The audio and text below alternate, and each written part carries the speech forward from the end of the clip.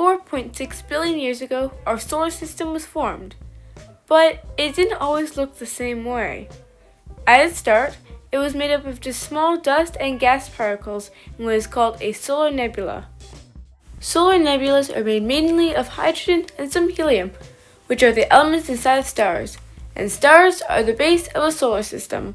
For all, our sun was just an enormous mass of nebula clouds that start to contract more and more due to its own gravitational force at its center, and this also caused the cloud to start to spin faster and faster. Due to these actions, the nebula cloud ended up forming a disk shape around the center.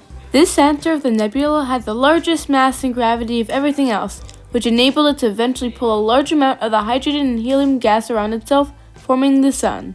The rest of the nebula cloud disk made rings of gas around the now proto-sun.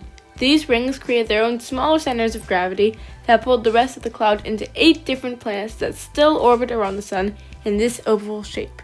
The protoplanets continued to grow as the rest of the dust combined with them to create completely spherical planets.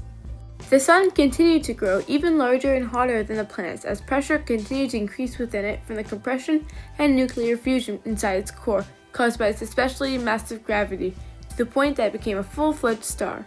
The 4 closest planets to the sun, Mercury, Venus, Earth, and Mars, became made of solid minerals and rocks, like iron and magnesium, since their proximity to the sun caused everything but substances with high melting points to vaporize. What continued to remain were tough solids, so the inner planets are primarily made of rock. The inner planets are also smaller, so they have smaller fields of gravity and generally less moons. The outer 4 planets, Jupiter, Saturn, Uranus, and Neptune, are made of gas because the outer regions of the solar system are cooler, so they are able to gather large amounts of gas like methane that weren't available closer to the sun to form enormous spheres of gas. These gas giants have the most amounts of hydrogen and helium in our solar system behind the sun. Leftover gas after the sun and planets had formed clump together to form dwarf planets, planets that don't quite have their own orbit path, gravity, and/or aren't completely spherical. The 5 discovered dwarf planets are Ceres, Pluto, Haumea, Makemake, and Eris. Pluto was long considered a planet, from its resemblance to a planet and orbit around the sun, but it was reclassified as a dwarf planet in 2006 from the debris that crossed in its orbit, which would have merged with it if it had the gravitational pull of a planet. Our asteroids were made in the beginning of our solar system from clumps of space rock.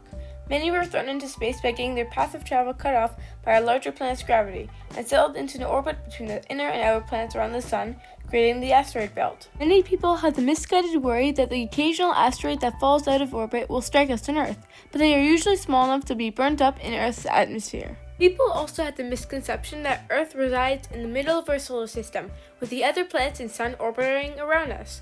This theory was based on the orientation of objects in our sky and is called the geocentric solar system model. This model also didn't have Uranus and Neptune. A heliocentric model correctly displays our solar system, with the sun in the middle and the planets orbiting around it. As the geocentric model was questioned, Polish astronomer Nicholas Copernicus started the Copernican revolution, which was a sort of a shift from a geocentric view to a widely accepted heliocentric view. And yes, the heliocentric model isn't perfect, but it's much better than the geocentric model. Our solar system has a fascinating and long history, from the billions of years that it has been around, and will probably exist for billions of years to come, at least until the sun dies, or explodes. Just kidding, the sun won't actually explode, it's too small.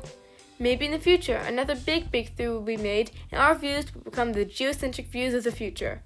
But for now, that was how the solar system was formed.